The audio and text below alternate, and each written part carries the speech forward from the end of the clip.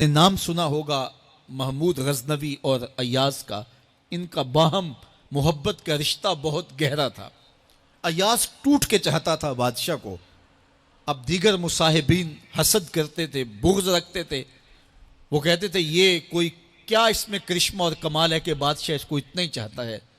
تو بادشاہ جب ان وزراء کا، مشیروں کا حسد حد سے بڑا ہوا دیکھا تو ایک دن سب کو اپنے دربار میں حاضر کیا. دربار میں ایک تالاب تھا تو اس میں مٹھی بھر کے موتیوں کی پھینک دی اور ایک ایک وزیر کو کہا کہ یہ موتی نکال کے لاؤ اور یہ خیال کرنا کہ تمہارا لباس بھی، تمہارا بدن بھی نہیں بھیگنا چاہیے. تو سب نے کہا کہ یہ عجیب بات ہے کہ حوض کی تہہ سے موتی نکال کے لائیں اور لباس بھی نہ بھیگے اور بدن بھی نہ بھیگے، یہ تو لازمی ہوگا. پھر دوسرے وزیر کو کہتا کہ یہ موتی نکال کے لاؤ، تمہارا لباس بھی نہیں بھیگنا چاہیے، تمہارا بدن بھی نہیں بھیگنا چاہیے.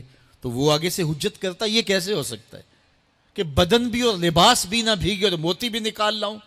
تیسرے کو، چوتھے کو، پانچویں کو، ہر ایک آگے سے حجت کرے یہ کیسے ہو سکتا ہے. پھر ایاز آ گیا تو بادشاہ نے ایاز کو کہا کہ یہ موتی نکال کے لانے ہیں اور تمہارا لباس بھی اور تمہارا بدن بھی نہیں بھیگنا چاہیے. ایاز نے فوراً چھلانگ لگائی اور موتی نکالے. جب باہر نکلا تو بدن اور لباس پانی سے نچڑ رہا تھا. تو ایسے موتی بادشاہ کو پیش کیے اور بدن کپ کپا رہا تھا.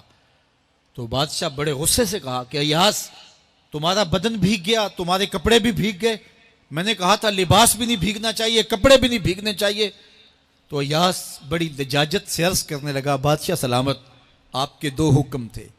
ایک یہ کہ موتی نکال کے لانے ہیں، دوسرا حکم یہ تھا کہ لباس اور کپڑے بھیگنے نہیں چاہیے. تو ایک حکم میں نے پورا کر دیا ہے، دوسرے کی معافی چاہتا ہوں. تو صاحب اللہ نے حضرت انسان کے سینے میں جذبات کا ایک جہاں آباد کیا ہے.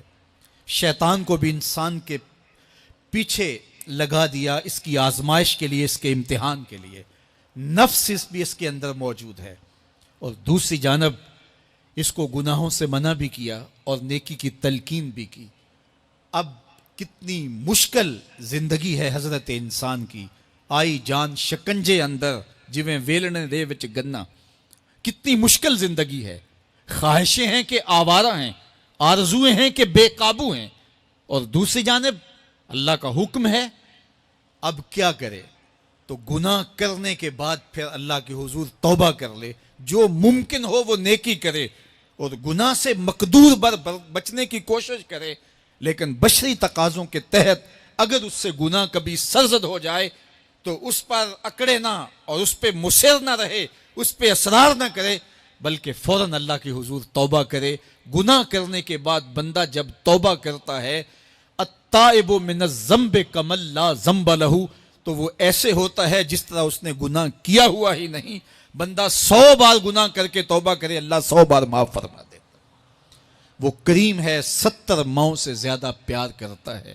تو بندے اس کی دہلیز پہ جب توبہ کرتے ہیں، رجوع کرتے ہیں اور اس سے معافی مانگتے ہیں، تو وہ یہ نہیں دیکھتا کہ یہ گناہ گار کتنا بڑا ہے. وہ یہ دیکھتا ہے کہ یہ میری دہلیز پہ آیا ہے اور اس کے ما قبل کے سارے گناہ معاف بھی کرتا ہے، بلکہ گناہوں کو بدل کے نیکیوں میں بھی تبدیل کر دیتا ہے. آئیے اب قرآن مجید میں ان لوگوں کی کہانی بھی پڑھیے جو اپنی زندگی کو اپنے مالک کے نام لگا چکے ہیں، اور ان سے اگر کوئی معاملہ سرزد ہو جاتا ہے تو وہ کس قدر اللہ سے ڈرتے ہیں. والذین یؤتون ما آتوا وقلوبہم وجلہ انہم الی ربہم راجعون. فرمایا کہ وہ لوگ جب ان سے کوئی خطا سرزد ہو جاتی ہے، کوئی گناہ ہو جاتا ہے، تو ان کے دل لرز جاتے ہیں، خوف خدا سے وہ کانپنے لگ جاتے ہیں. انہم الی ربہم راجعون، تو وہ اپنے رب کی طرف رجوع کرنے والے ہوتے ہیں. اگر ان سے کبھی کوئی گناہ سرزد ہو جائے، ان سے کوئی غلطی سرزد ہو جائے، تو پھر اس پہ ضد نہیں کرتے، اس پر مصر نہیں ہو جاتے، اس پر حجتیں اور دلیلیں نہیں لاتے، بلکہ وہ کیا کرتے ہیں، فوراً اللہ کے حضور رجوع کرتے ہیں اور معافی مانگتے ہیں. اور اللہ کو یہ بہت پسند ہے کہ کوئی مجھ سے معافی مانگے، اور اللہ انہیں معاف کر دیتا ہے. اللہ اکبر. حضرت عبداللہ ابن مسعود رضی اللہ تعالیٰ عنہ فرماتے ہیں کہ مومن کی یہ شان ہے کہ جب وہ گناہ کر بیٹھے تو وہ یوں محسوس کرتا ہے جس طرح پہاڑ تلے آ گیا ہے. یہ اس کی کیفیت ہے کہ گناہ کرنے کے بعد، نافرمانی کرنے کے بعد اس کا دل لرز اٹھتا ہے. وَقُلُوبُهُمْ وَجِلَةٌ، ان کے دل خوف خدا سے لرزنے لگ جاتے ہیں کہ ہم سے یہ گناہ کیوں سرزد ہو گیا، یہ تو اللہ کی ناراضگی کا سبب ہے. تو حضرت عبداللہ ابن مسعود فرماتے ہیں یوں محسوس کرتے ہیں جس طرح پہاڑ تلے آ گیا ہے اور پہاڑ ابھی گر جائے گا اور انہیں کچل دے گا. تو وہ جلدی جلدی تلافی کرتے ہیں، توبہ کرتے ہیں، رجوع اللہ کرتے ہیں تاکہ ہمارا گناہ معاف ہو جائے.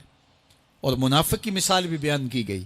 جب وہ گناہ کرتا ہے تو یوں محسوس کرتا ہے جیسے بدن پہ مکھی بیٹھی تھی، ہلکے اشارے سے اڑا دی. سویر سے لے کر شام تک کتنی بار ہم اپنے بدن پہ بیٹھی مکھیاں اڑا دیتے ہیں اور ہمیں شام کو یاد بھی نہیں ہوتا کہ یہ عمل ہم نے کتنی بار کیا ہے. میں اور آپ اپنے اندر اتر کر کے دیکھ سکتے ہیں ہماری کیفیت باطن کیا ہے. نمازیں چھوڑی، جھوٹ بولا، غیبت کی، چغلی کی، کسی کا دل دکھایا، کسی کو تکلیف دی، گالی گلوچ کیا، سب و شتم کیا، سویر سے شام تک کیا کیا گناہ کیے.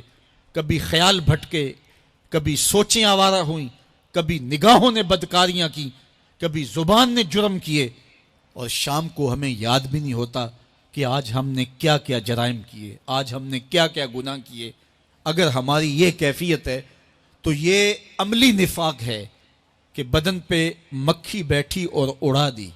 اور اگر ہماری کیفیت یہ ہے کہ گناہ کے بعد یہ محسوس ہوتا ہے کہ ہم پہاڑ تلے آ گئے ہیں اور اللہ کی ناراضگی ہم نے مول لے لیے اور جلدی جلدی توبہ کر کے رجوع کرنے کی جانب بڑھتے ہیں، تو پھر مبارک ہو. نہیں تو مجھے اور آپ کو اپنا محاسبہ کرنا چاہیے. ہمارے دلوں پر زنگ چڑھ گئے ہیں اور ہماری کیفیت یہ ہو گئی ہے کہ گناہ کرنے کے بعد بھی ہم ڈٹے رہتے ہیں. جبکہ زندگی اصحاب رسول کی دیکھیے ان سے بھی کبھی کوئی خطا سرزد ہو جاتی تو وہ فوراً اس گناہ کی تلافی کے لیے حضور کی بارگاہ میں حاضر ہو جاتے. حضرت ابو لبابہ رضی اللہ تعالیٰ عنہ نے اپنے آپ کو مسجد نبوی کے ستون کے ساتھ بندھوا دیا اور کہا کہ جب تک میری معافی نہیں ہوگی تب تک اپنے آپ کو کھلواؤں گا نہیں. اور پھر جب ان کی بخشش کا اعلان ہوا تو پھر حضور کے ہاتھوں سے اپنے آپ کو انہوں نے کھلوایا. ایک خاتون حضور کی خدمت میں حاضر ہوئی اور عرض کی یا رسول اللہ صلی اللہ علیہ وسلم، مجھ سے بدکاری سرزد ہو گئی ہے اور میرے پیٹ میں بچہ ہے اور میں چاہتی ہوں کہ آخرت کی سزا کی بجائے دنیا کے اوپر اس کی سزا مجھے دے دی جائے تاکہ میں پاک ہو جاؤں اور صاف ہو جاؤں، کیونکہ آخرت کی سزائیں بہت سخت ہیں. اللہ کے محبوب علیہ السلام نے جبریل امین سے ایک دن پوچھا تھا مجھے جہنم کے عذابوں کا ذکر سناؤ. تو عرض کی یا رسول اللہ صلی اللہ علیہ وسلم، سب سے ہلکا عذاب، اخف العذاب، ہلکا ترین عذاب یہ ہے کہ جہنمی کے پاؤں میں آگ کے جوتے رکھے جائیں گے. باقی اس کے پورے بدن پہ آگ نہیں ہوگی، صرف آگ کے جوتے اس کو پہنائے جائیں گے. لیکن اس کی حدت، گرمی اور شدت اتنی ہوگی، یغلی منہما دماغہ، اس کی شدت سے اس کا دماغ پگھل کر ناک اور کانوں کے ذریعے سے باہر آنا شروع ہو جائے گا. یہ سب سے ہلکے عذاب کی کیفیت ہے. اور جو عذاب سخت ہیں الیاذ باللہ، اللہ تعالیٰ قرآن مجید میں فرماتا ہے ثم لا يموت فیہا ولا یحیا، اس بڑے عذاب کا ذکر کیا جو جہنمیوں کو دیا جائے گا. فرمایا اس عذاب کی کیفیت یہ ہوگی بندہ نہ جیے گا نہ مرے گا. جیے گا اس لیے نہیں کہ آگے اور پیچھے، دائیں اور بائیں آگ ہی آگ ہوگی، تو اس آگ میں جینا کو جینا تو نہیں ہوگا. اور مرے گا اس لیے نہیں کہ موت کو موت آ چکی ہوگی. جنت میں جنتیوں کو ایک ہی ڈر اور خدشہ ہوگا کہیں موت نہ آ جائے، اور جہنمیوں کو ایک ہی امید ہوگی کہیں موت آ جائے اور جان چھوٹ جائے. اللہ تعالیٰ مینڈے کی شکل میں موت کو لائے گا اور موت کو ذبح کیا جائے گا. جنتی جنت سے اور جہنمی جہنم سے دیکھ رہے ہوں گے. جب موت کو ذبح کر دیا جائے گا اب موت نہیں ہے تو جنتی اتنے خوش ہو جائیں گے کہ اگر موت کو موت نہ آئی ہوتی تو یہ خوشی سے مر جاتے، اور جہنمی اتنے مایوس، دکھی اور پریشان ہوں گے کہ اگر موت کو موت نہ آئی ہوتی تو یہ صدمے سے مر جاتے. تو وہ کتنا سخت عذاب ہوگا الیاذ باللہ کے ہلکے ترین عذاب کی کیفیت یہ ہے کہ پاؤں میں آگ کا جوتا اور دماغ پگھل کے ناک اور کانوں کے راستے سے باہر آ جائے۔ تو اس نے عرض کی یا رسول اللہ صلی اللہ علیہ وسلم میرے اوپر حد جاری کر دیجئے، اور اس نے کہا کہ میرے پیٹ میں جو ہے وہ بچہ ہے۔ اللہ کے محبوب علیہ السلام نے فرمایا جاؤ جب بچہ پیدا ہو تو پھر آنا۔ وہ چلی گئی، تو جب بچہ پیدا ہوا تو گود میں اٹھائے پھر حضور کی خدمت میں حاضر ہوئی اور عرض کی یا رسول اللہ یہ ہے بچہ جو میں نے گناہ کیا تھا، بدکاری کی تھی، آج یہ اس کی نشانی ہے۔ تو اللہ کے محبوب علیہ السلام نے فرمایا کہ اسے لے جاؤ اور اسے دودھ پلاؤ، اور جب یہ کچھ کھانے پینے لگ جائے گا تو پھر آنا۔ تو تھوڑی دیر کے بعد، کچھ دنوں کے بعد وہ دوبارہ حاضر ہوئی اور اس نے اس بچے کے ہاتھ میں روٹی کا ٹکڑا دیا ہوا تھا اور عرض کی یا رسول اللہ دیکھ لیجئے اب یہ روٹی کھانے لگ گیا ہے۔ اللہ اکبر۔ تو اللہ کے محبوب نے فرمایا انہیں لے جاؤ اور جا کے انہیں سنگسار کر دو۔ اس کی یہ حد بنتی تھی، اس کو سنگسار کیا اور اس نے خود یہ سزا اپنے لیے قبول کی۔ مائز ابن مالک اسلمی عرض کی یا رسول اللہ طہرنی، مجھے پاک کر دیجئے۔ میرے حضور نے فرمایا جاؤ اللہ سے معافی مانگو۔ وہ گئے اور معافی مانگی، بے چینی اتنی تھی، پھر آ گئے اور عرض کی طہرنی یا رسول اللہ، حضور مجھے پاک کر دیجئے۔ فرمایا جاؤ اللہ سے معافی مانگو۔ وہ گئے، معافی مانگی، پھر پلٹ آئے، تیسری مرتبہ، چوتھی مرتبہ۔ آقا کریم نے فرمایا فیما اطہرک، تمہیں کہا اللہ سے معافی مانگو، کریم ہے معاف کر دے گا، تم پھر پلٹ آتے ہو، تمہیں کس جرم سے پاک کروں؟ قال من الزنا، عرض کی مجھ سے بدکاری ہو گئی ہے اور میں چاہتا ہوں کہ دنیا پر فارغ ہو جاؤں۔ حضور نے فرمایا کہ اس کا توازن عقلی تو ٹھیک ہے۔ عرض کی حضور صحیح الحواس ہے۔ کہا کہ یہ نشے میں تو نہیں کہہ رہا، کسی نے اٹھ کے منہ سونگا، کہا حضور ایسی بات بھی نہیں ہے۔ فرمایا تم سوچ لو کیا کہہ رہے ہو؟ کہا حضور جو میں کہہ رہا ہوں وہ سچ کہہ رہا ہوں، مجھ سے گناہ سرزد ہو گیا اور میں چاہتا ہوں کہ دنیا پر ہی فارغ ہو جاؤں۔ اللہ کے محبوب علیہ السلام نے فرمایا کہ انہیں سنگسار کر دو۔ مائز ابن مالک اسلمی کو سنگسار کر دیا گیا۔ جب ان کا جنازہ اٹھا تو حضور بھی جنازے کے جلوس میں تھے۔ کسی کی زبان سے نکلا لو مائز نے گناہ کیا تھا، بس یہ بات سننے کی دیر تھی، اللہ کے محبوب کے چہرے پہ جلال آ گیا۔ فرمایا خبردار اگر کسی نے میرے مائز پہ بات کی، میرے مائز نے ایسی سچی توبہ کی ہے اگر روئے زمین کے تمام مسلمانوں میں بانٹ دی جائے لکفاہم، سب کی مغفرت ہو جائے، کہ انہوں نے اپنے آپ کو خود پیش کیا ہے۔ اب مائز ابن مالک کا جنازہ اللہ کے رسول نے خود پڑھایا، بلکہ مسلم کتاب الحدود میں ہے کہ ان کے جنازے کے دوسرے دن یا تیسرے دن حضور ان کے ہاں تشریف لے گئے، اور جب آقا گئے وہم جلوسن، تو لوگ وہاں بیٹھے ہوئے تھے، تو میرے آقا نے فرمایا استغفروا لمائز، مائز کے لیے بخشش اور مغفرت کی دعا کرو۔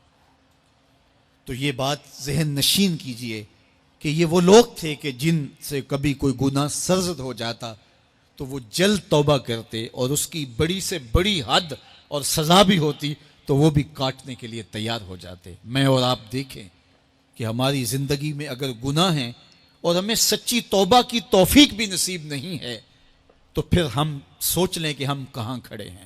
دیکھیے اللہ دلوں کے بھید جانتا ہے۔ سچی توبہ یہ ہے کہ جو کیے پر ندامت ہو اور آئندہ نہ کرنے کا عزم مصمم ہو، پکا ارادہ ہو کہ یہ گناہ زندگی میں دوبارہ نہیں کروں گا۔ الگ بات ہے کہ پھر دوبارہ اس سے سرزد ہو جائے، لیکن جب وہ توبہ کر رہا ہو تو اس وقت اس کا پختہ عزم ہو اور اس کے دل کے کسی گوشے میں نہ ہو کہ چلو میں توبہ کر لیتا ہوں اور پھر ہو گیا تو پھر کر لوں گا۔ پکا عزم ہو کہ دوبارہ یہ گناہ نہیں کروں گا۔ اور اگر زبان سے توبہ توبہ کر رہا ہو اور دل میں ہو کہ ٹھیک ہے یہ تو صبح بھی مجھ سے عمل بد سرزد ہونا ہے، تو اللہ تعالیٰ سے یہ مذاق کرنے والی بات ہے، اور اللہ تعالیٰ سے جو مذاق کرتا ہے وہ کہاں کھڑا ہے وہ خود سوچ لے۔ وہ کیا کسی نے کہا تھا کہ توبہ کی پھر توبہ کر کے توڑ دی، میری اس توبہ پہ توبہ کر اٹھی۔ تو ایسی توبہ نہیں ہے کہ جو رسماً کسی مجلس میں چلے گئے، کسی اجتماع میں چلے گئے تو سب لوگوں نے توبہ کی تو وہ بھی توبہ کرتا رہا، لیکن اس کا عزم مصمم پختہ ارادہ نہیں تھا گناہوں کو چھوڑنے کا، تو یہ توبہ نہیں، یہ مذاق ہے۔ اس لیے اللہ کے حضور سچی توبہ یہ ہے کہ ما قبل کے گناہوں سے ندامت پیدا ہو جائے اور سچے دل سے ارادہ کیا جائے، پختہ عزم کیا جائے کہ دوبارہ میں یہ گناہ نہیں کروں گا۔ یہ الگ بات ہے کچھ عرصے بعد اس سے پھر سرزد ہو جائے، پھر وہ گناہ ہو جائے، تو پھر وہ پکی توبہ کرے، تو 100 بار بھی گناہ کرے گا، 100 بار بھی توبہ کرے گا، اللہ 100 بار قبول کرے گا۔ لیکن اندت توبہ اس کا عزم مصمم ہونا چاہیے، اس کا عزم پختہ ہونا چاہیے۔ محض لفظوں سے توبہ توبہ پکارنا اور دل توبہ نہ کر رہا ہو اور دل عزم مصمم نہ رکھتا ہو تو یہ توبہ نہیں ہے۔ اس لیے سچی توبہ اللہ کے حضور اپنے گناہوں کی پیش کرنی، یہ اہل ایمان کا طریقہ ہے۔